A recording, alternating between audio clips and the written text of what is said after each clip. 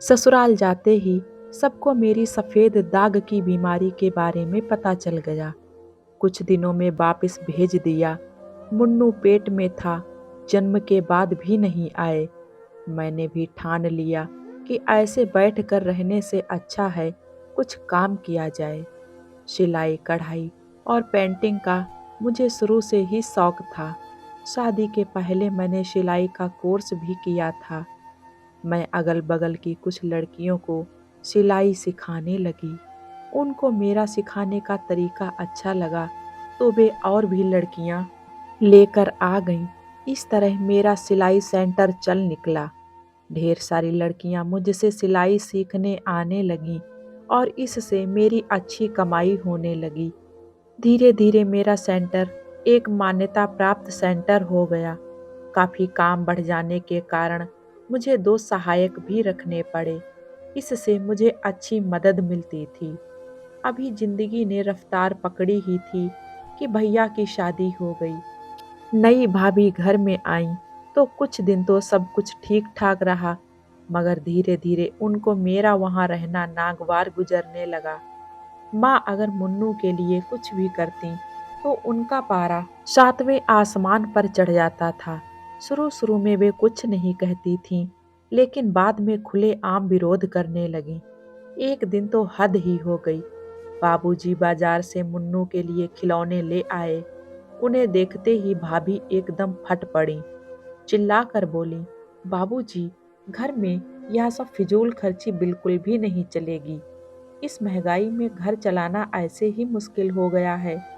ऊपर से आप आए दिन मुन्नू पर फजूल खर्ची करते रहते हैं। हालांकि ऐसा नहीं था कि घर की माली हालत खराब थी। भैया कॉलेज में हिंदी के प्रोफेसर थे और बाबूजी को भी अच्छी खासी पेंशन मिलती थी। मुझे भाभी की बातें उतनी बुरी नहीं लगीं जितना बाबूजी का चुप रहना लगा। बाबूजी का ना बोलना मुझे भीतर तक भेद गया। मैं सोचने लगी, क्या बाबूजी पुत्र प्रेम में इतने अंधे हो गए हैं कि बहू की बातों का विरोध तक नहीं कर सकते। उन्हीं बाबूजी की मैं भी संतान हूँ। मेरा मन कचोट कर रह गया। क्या शादी के बाद लड़कियां इतनी पराई हो जाती हैं कि माँ बाप पर भी उनका हक नहीं रहता? खैर, जैसे तैसे मन को मनाकर मैं फिर से सामान्य हो गई। मुन्नू को स्कूल भेजना और मेरा सिलाई सेंटर जारी रहा। मेरा सिलाई सेंटर दिन ब दिन मशहूर होता जा रहा था। मेरी कमाई अब अच्छी होने लगी थी, इसीलिए मैं हर महीने कुछ रुपए माँ के हाथ पर रख देती थी। शुरू में माँ ने मना किया, परंतु मेरे यह कहने पर कि अगर मैं लड़का होती और कमाती रहती तब तो तुम पैसे लेती, वे मान गई थीं। घर में भाभी का क्लेश जारी था। माँ पिताजी के पुत्र प्रेम से भी भाभी का दिमाग एकदम चढ़ गया था। अब तो वे अपने आप को उस घर की मालकिन समझने लगी थीं। हालांकि माँ का स्वास्थ्य ठीक था और वे घर का कामकाज भी करना चाहती थीं, लेकिन धीरे धीरे माँ को उन्होंने एकदम बैठा दिया था। उन्हें खाना खाने का बहुत शौक था, खासकर बाबूजी को कुछ नया बनाकर खिलाने का, जिसे वे बड़े चाव से खाते थे। लेकिन भाभी को यह सब फजूल खर्ची लगती थी, इसीलिए उन्होंने माँ को धीरे धीरे रसोई से दूर कर दिया था।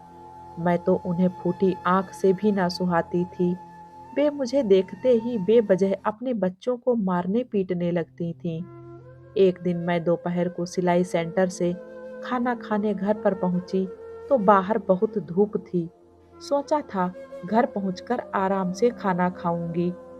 हाथ मुंह धोकर खाना लेकर बैठी ही थी कि भाभी ने भुनभुनाना शुरू कर दिया कि कितना आराम है, बैठे बैठाए आराम से खाना जो मिल जाता है। मुफ्त के खाने की लोगों को आदत लग गई है। अरे, जितना खर्चा इसमें लगता है उतने में तो हम 2 नौकर रख लें। सुनकर हाथ का कौर हाथ में ही रह गया। लगा जैसे खाना नहीं जहर खा रही हूँ। फिर खाना बिल्कुल नहीं खाया गया। हालांकि जितना बन पाता था मैं सुबह किचन का काम करके ही सिलाई सेंटर जाती थी। लेकिन भाभी को तो मुझसे बैर था, इसीलिए हमेशा मुझसे ही ऐसी बातें बोलती रहती थी। लेकिन उस दिन की बात मेरे दिल को चीर गई। और मैंने सोच लिया कि अब बहुत हो गया, अब और बर्दाश्त नहीं करूंगी। उसी क्षण मैंने फैसला कर लिया कि अब इस घर में नहीं रहूंगी।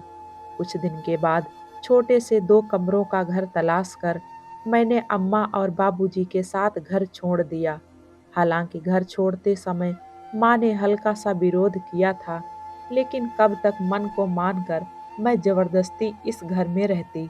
नए घर में आने के बाद मैं नए उत्साह से अपने काम में जुट गई। अपने घर की याद तो बहुत आती थी, मगर फिर सोचती, कैसा घर जब वहां मेरी कोई कीमत ही नहीं। खैर, मैंने अपने आप को पूरी तरह से काम में रमा लिया। मैंने एक छोटा सा घर लिया, नीचे बुटीक भी खोल लिया था, जिसे हमारे सेंटर की लड़कियां और महिलाएं मिलकर चला रही थीं। मेरा बुटीक ऐसा चल निकला कि मुझे कपड़ों के निर्यात का भी ऑर्डर मिलने लगा। मैं बहुत खुश थी कि मेरी वजह से कई महिलाओं को रोजगार मिला था। एक दिन मेरे मायके की पड़ोसिन गीता ने बताया कि तुम्हारे मायके में तुम्हारी भाभी तुम्हारे माँ बाबूजी पर बहुत अत्याचार करती हैं। तुम्हारा भाई तो कुछ बोलता ही नहीं। अभी कल तुम्हारे बाबूजी मुझसे मिले थे। वे किसी वृद्धा आश्रम का पता पूछ रहे थे। जब मैंने पूछा कि वे वृद्धा आश्रम क्यों जाना चाहते हैं, तो उन्होंने कहा कि मैं अब इस घर में एकदम नहीं रहना चाहता हूँ। बहू का अत्याचार दिन ब दिन बढ़ता ही जा रहा है। रात को ही मैंने फैसला कर लिया, बहुत हुआ, अब और नहीं। अम्मा और बाबूजी को यहीं ले आऊंगी। अगले दिन गाड़ी लेकर मैं और बेटा उनको लाने के लिए घर गए। अभी वे कुछ बोलते उससे पहले ही भाभी आ गईं और अपनी वही अनर्गल प्रलाप करने लगी। बाबूजी ने उनकी तरफ देखा और शांति से बस इतना ही कहा, हमें जीने दो बहू। अम्मा और बाबूजी गाड़ी में बैठ गए। आज मैंने जिंदगी की जंग को जीत लिया था। दोस्तों, मैं उम्मीद करूंगी कि ये मेरी कहानी आप लोगों को पसंद आएगी। पसंद आए तो प्लीज़ वीडियो को एक लाइक कर दें। और हाँ, जो लोग मेरे चैनल पे नए हैं, सब्सक्राइब करना बिल्कुल ना भूलें। मिलते हैं एक और नई कहानी के साथ में। तब तक आप लोग हंसते रहिए, मुस्कुराते रहिए। Thank you.